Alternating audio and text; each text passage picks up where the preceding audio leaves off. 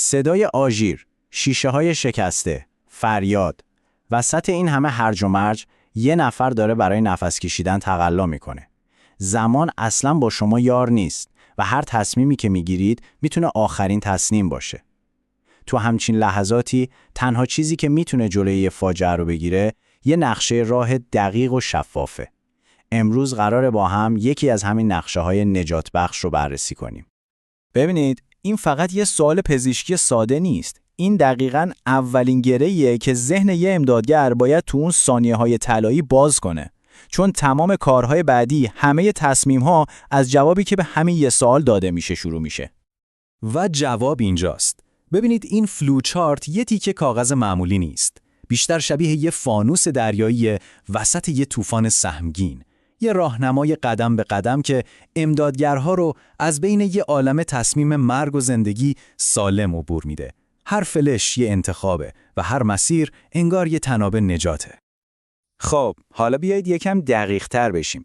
این فقط یه دستورالعمل خشک و خالی نیست. تو شرایطی که هر ثانیه واقعاً حکم طلا رو داره، این پروتکل یه ابزار تصمیم‌گیریه که برای بیشترین سرعت و دقت طراحی شده.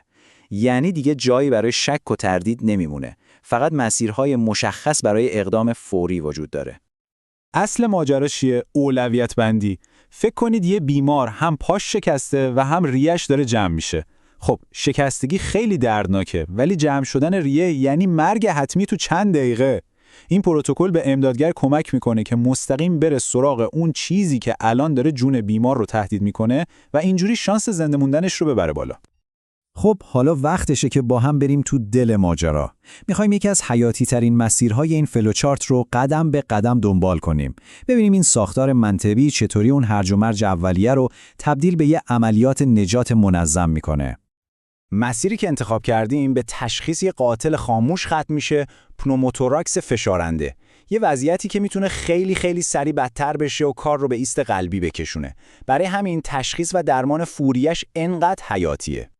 و اینجا به اون سوال کلیدی میرسیم. سوالی که مسیر درمان و خب در نهایت سرنوشت بیمار رو مشخص میکنه.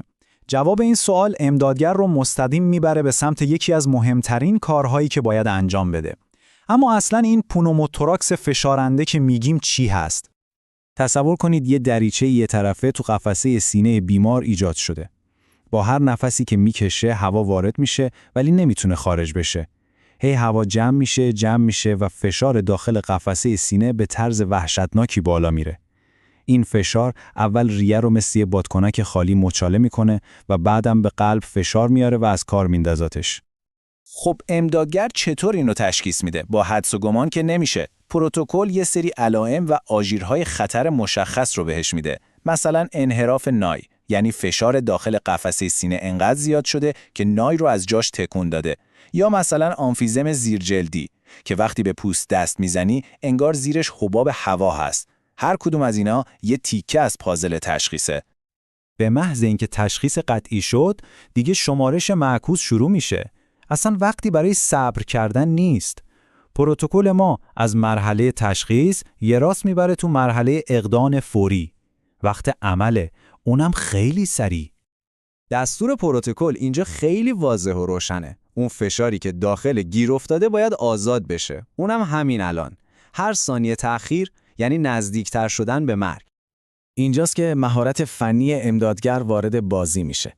با یه سوزن مخصوص یه راه فرار برای اون هوای زندانی شده باز میکنه.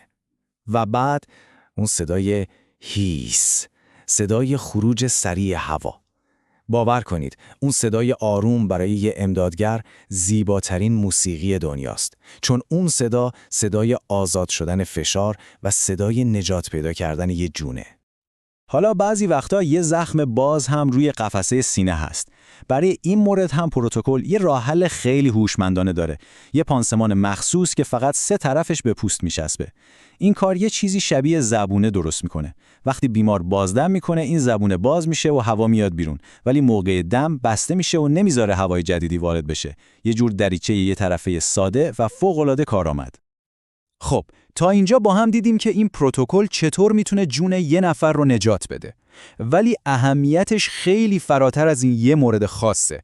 حالا بیایید یه قدم بریم عقب و ببینیم اصلاً چرا وجود همچین ساختارایی تو دنیای اورژانس یه جورایی انقلابه. این مقایسه تفاوت رو خیلی خوب نشون میده. یه طرف هرج و مرجه، طرف دیگه نظم. یه طرف حدس و گمانه، طرف دیگه تصمیمگیری علمی.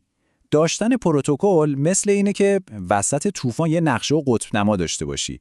بدون اون فقط داری تو دریای متلاطم سرگردون دور خودت میچرخی. و خلاصه کل ماجرا همینه. این پروتکل‌ها یه آسیب مرگبار رو تبدیل می‌کنن به یه وضعیت اورژانسی که قابل مدیریته. مثل یه رهبر ارکستر که اون همه صدای ناهنجار و هرج و مرج رو تبدیل می‌کنن به یه سمفونی هماهنگ برای نجات جون یه آدم.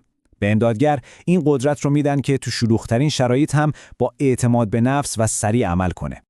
و این ما رو به یه سوال عمیق‌تر میرسونه.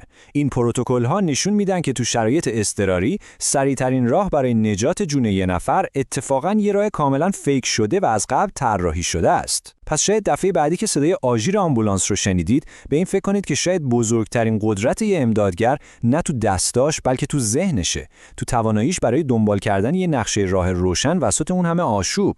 واقعاً آیا آمادگی ذهنی میتونه به اندازه مهارت فنی مهم باشه؟